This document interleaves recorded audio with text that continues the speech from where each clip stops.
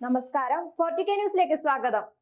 India പ്രതിരോധ മേഖലയിൽ കൂടുതൽ ശക്തമാണെന്ന് ഘോരഘോരം പ്രസംഗിക്കാറുണ്ട് നരേന്ദ്രമോദി. എന്നാൽ ഇത്തരം പ്രസംഗങ്ങൾ വെറും കെട്ടുകഥകൾ മാത്രമാണെന്ന് തെളിയുകയാണ്.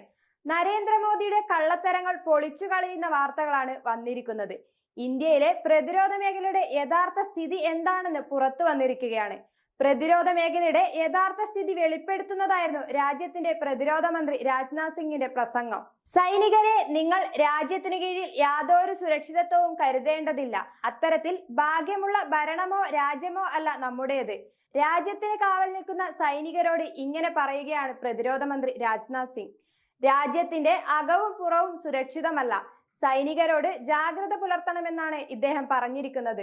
ഉള്ളിൽ നിന്നും പുറത്തു നിന്നുമുള്ള ശത്രുക്കളെ സൂക്ഷ്മമായി നിരീക്ഷിക്കണം. ആഭ്യന്തര രംഗത്ത് നമ്മൾ വെല്ലുവിളികൾ നേരിടുന്നുണ്ട്. ഇത്തരമൊരു പശ്ചാത്തലത്തിൽ നമുക്ക് നിശബ്ദരായി ആശങ്കയില്ലാതെ ഇരിക്കാൻ കഴിയുകയില്ല. നമ്മുടെ ശത്രുക്കൾ ആന്തരികമോ ബാഹ്യമോ ആവട്ടെ, എപ്പോഴും സജീവമായി കണ്ണും കാതും തുറന്നു നിൽക്കണം. ഈ സാഹചര്യത്തിൽ ശത്രുക്കളുടെ നീക്കത്തെ സൂക്ഷ്മമായി നിരീക്ഷിച്ച് അവർക്കെതിരെ ആവശ്യമായ നടപടികൾ എടുക്കണം. രാജ്നാഥ് സിംഗ് സൈനികരോട് ആവശ്യപ്പെട്ട കാര്യങ്ങളാണിത്. മധ്യപ്രദേശിലെ ഇൻഡോർ ജില്ലയിലെ മൗ കന്റോൺമെന്റിൽ സൈനികരെ അഭിസംബോധന ചെയ്യുകയായിരുന്നു അദ്ദേഹം. പ്രതിരോധ മന്ത്രി ഇങ്ങനെ പറയുമ്പോൾ ഈ രാജ്യത്തിന്റെ അവസ്ഥ എവിടെ എത്തിയിരിക്കുന്നതെന്ന് നമുക്ക് മനസ്സിലാക്കാം.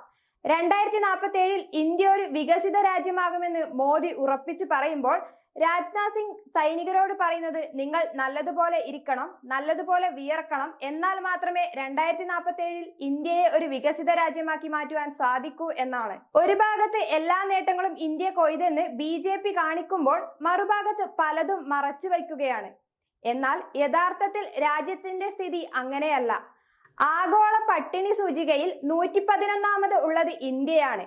ഇന്ത്യ എത്ര വികസിതമാണെന്ന് ഇതിലൂടെ തന്നെ നമുക്ക് മനസ്സിലാക്കാം. ഇപ്പോൾ ആഗോള പട്ടിണി സൂചിക പോലും തെറ്റാണെന്ന് മറച്ചുവെക്കാൻ ശ്രമിക്കുകയാണ് BJP. അങ്ങനെ കേന്ദ്ര സർക്കാരിന്റെ കപടമുഖം ഒളിപ്പിക്കാൻ ശ്രമിക്കുന്നതിനിടെയാണ് രാജ്നാഥ് സിംഗിന്റെ ഈ പ്രസംഗം. മോദി ഭരണത്തെ വിമർശിക്കുന്നതായിരുന്നു അദ്ദേഹത്തിന്റെ ഈ വാക്കുകൾ. മോദി ഭരണം ഇന്ത്യയിൽ എത്രത്തോളം പരാജയമാണ് എന്ന യാഥാർത്ഥ്യത്തെയാണ് ഇത് കാണിക്കുന്നത്.